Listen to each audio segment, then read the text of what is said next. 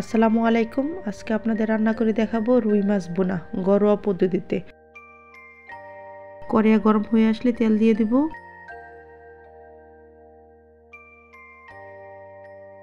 তেলটা গরম হয়ে আসলো, মাছ দিয়ে দেব। আমি হলুদ, ধনিয়া, মরিচের গুঁড়া দিয়ে আগে লবণ দিয়ে আগে মেখে রাখছিলাম।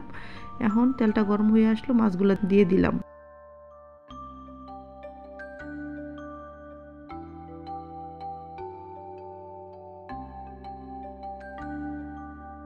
এক পাশ ভাজা হয়ে গেলে আরেক পাশ উল্টিয়ে দেব। আমি একটা একটু করে মাছ উল্টিয়ে নিচ্ছি। দেখতেই পাচ্ছেন আমি মাছগুলো উল্টিয়ে দিলাম আরেক পাশ হওয়ার জন্য। দেখতেই পাচ্ছেন আমার মাছ ভাজা হয়ে গেছে। এখন মাছগুলো নামিয়ে রাখবো।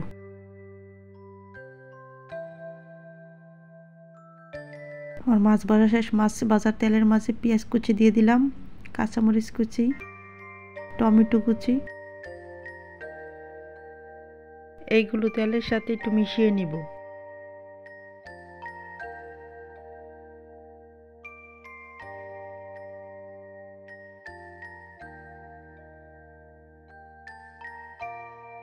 এগুলো সিদ্ধ হওয়ার জন্য 2 মিনিট ঢেকে দিব।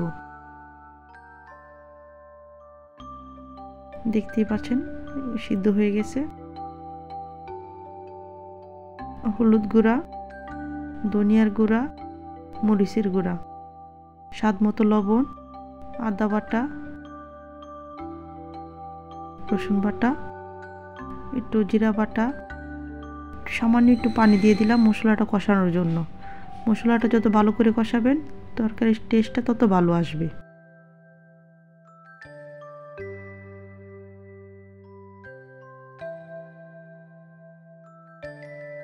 মশলাটা কষানোর জন্য আমি একটু ঢাকনাটা ঢেকে দিলাম 2 মিনিট। দেখতে পাচ্ছেন মশলা কষানো হয়ে গেছে। ভেজে মাছগুলো রাখাটি ওইগুলো দিয়ে দিলাম।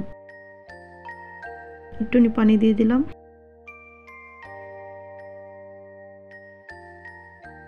মাছগুলো মশলার সাথে ভালো করে উল্টিয়ে পাল্টিয়ে নিলাম।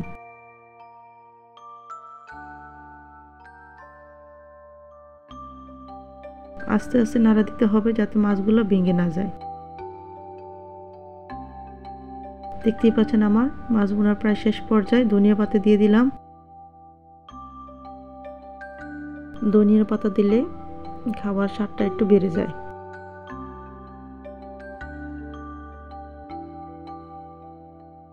ঢাকনা দিয়ে ঢেকে দিলাম 2 মিনিটের জন্য। এখন মাছগুলো ভালো করে উল্টিয়ে নিব। ধনিয়া পাতাটা ভালো করে মিশিয়ে নিব মাছের সাথে। দেখতেই পাচ্ছেন আমার রান্না শেষ পর্যায়ে।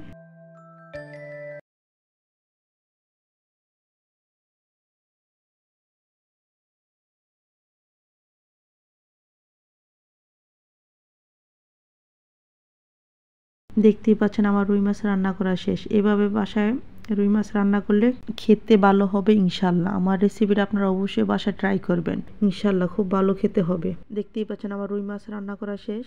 এখন পরিবেশন করব। মাশাআল্লাহ দেখতেই পাচ্ছেন কালারটা কত সুন্দর আসছে। আমার রেসিপি যদি আপনাদের কাছে ভালো লেগে থাকে লাইক এবং সাবস্ক্রাইব দিয়ে আমার পাশে থাকবেন। আসসালামু আলাইকুম।